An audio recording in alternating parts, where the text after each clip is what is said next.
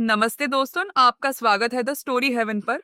एक ऐसी जगह जहां कहानियां जीती हैं। यहाँ ना आपको मिलेंगी रोमांचक, दिलचस्प और दिल छू लेने वाली कहानियां। कुछ नई, कुछ पुरानी, लेकिन हर एक कहानी एक अलग ही दुनिया का एहसास दिलाएगी।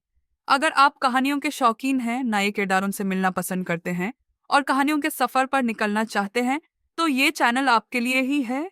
तो दोस्तों, चैनल को सब्सक्राइब करिए और कहानियों के इस हेवन का हिस्सा बनिए। चलिए शुरू करते हैं एक नई कहानी के साथ। कभी कभी जिंदगी हमें किसी ऐसे इंसान से मिलवाती है जो सिर्फ हमारा हमसफर नहीं होता बल्कि हमारी रूह का हिस्सा बन जाता है।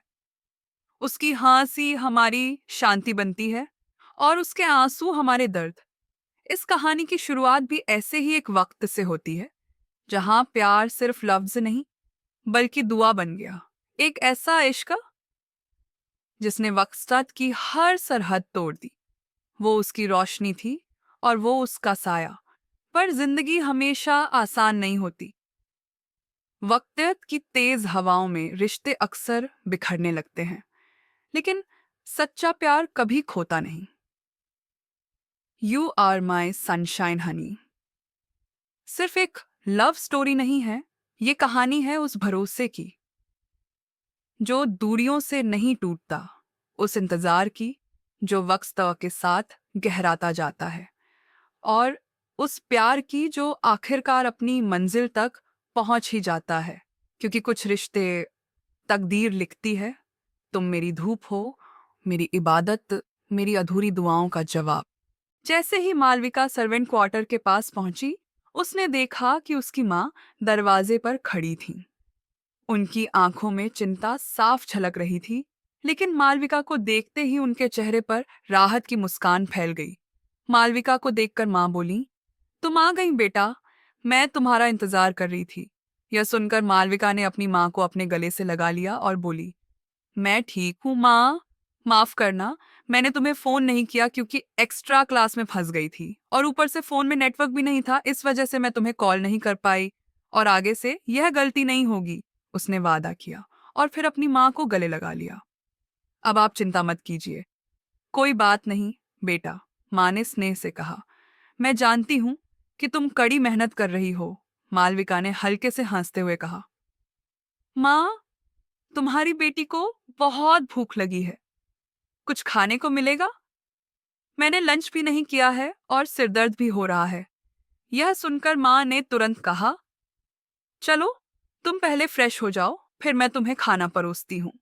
यह सुनकर मालविका ने सिर हिलाया और अपने कमरे में चली गई। दरवाजा बंद करके उसने गहरी सांस ली और खुद से बुदबुदाई, मुझे माफ कर दो माँ, मैंने तुमसे फिर झूठ बोला। मैं रो रही थी और यह बात तुमसे छुपाई। कुछ पल रुककर मालविका वॉशरूम में गई, चेहरा धोया और फ्रेश होकर कॉलेज का ड्रेस बदलकर नाइट सूट पहन लिया। फिर बाथरूम से बाहर आकर उसने अपने बालों को हल्का संवारा और कमरे के बाहर चली गई। कमरे से निकलकर जब मालविका डाइनिंग टेबल पर पहुंची, तो माँ ने मुस्कुराते हुए प्यार से उसे खाना परोसा। मालविका ने धन्यवाद कहते हुए खाना शुरू किया। मालती जी ने भी अपनी कुर्सी पर बैठते हुए खुद के लिए खाना परोस लिया।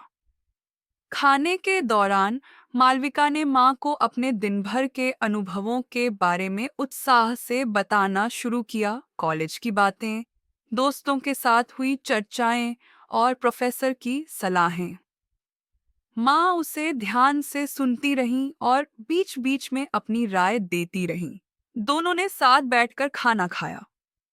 खाना खाने के बाद मालविका रसोई में अपनी माँ के काम में हाथ बटाती है और किचन का सारा काम होने के बाद माँ ने उसे आराम करने के लिए कहा।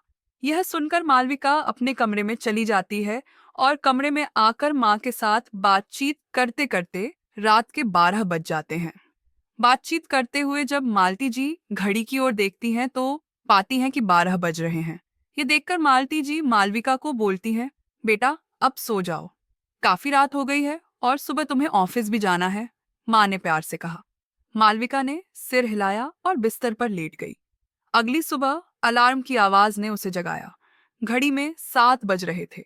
उसने अलार्म बंद किया, जल्दी से नहा धोकर तैयार हुई और नाश्ता करने के बाद अपनी माँ को अलविदा कहकर ऑफिस के लिए निकल गई।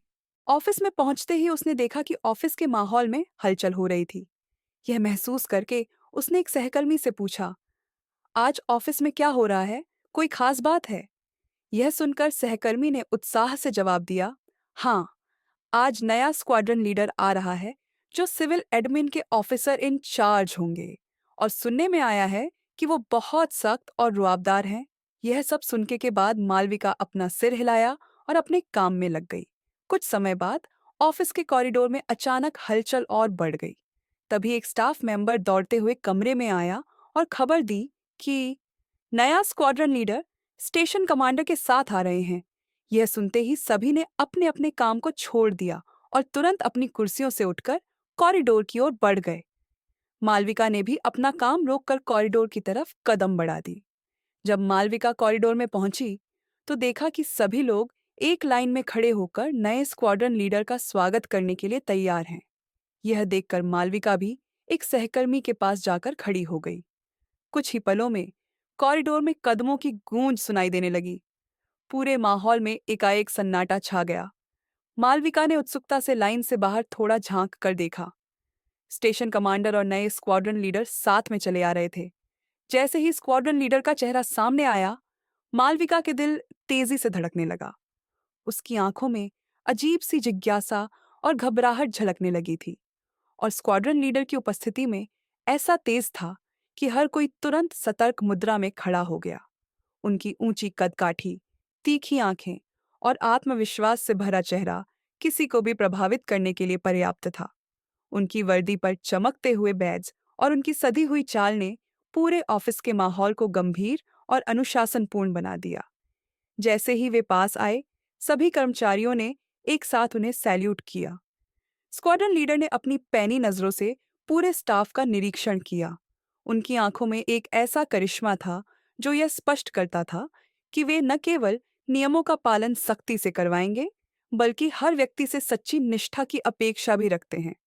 स्टेशन कमांडर ने मुस्कुराते हुए उनका परिचय दिया। यह हमारे नए स्क्वाड्रन लीडर हैं। तो दोस्तों, ये थी आज की कहानी। आपको कैसी लगी? अपनी राय कमेंट्स में जरूर बताइए। अगर आपको ये कहानी पसंद आई हो तो लाइक करना ना भूलिए, शेयर कीजिए अपने दोस्तों के साथ और अगर आप नए हैं तो सब्सक्राइब कर लीजिए द स्टोरी हेवन को, जहां हर कहानी एक नए एहसास की तरह होती है। मिलेंगे एक नए किरदार, एक नए मोड और एक नए सफर के साथ। तब तक के लिए खुश रहिए, कहानियों के साथ जुड़े रहिए। द स्टोरी हेवन पर मिलते हैं अगले एपिसोड में।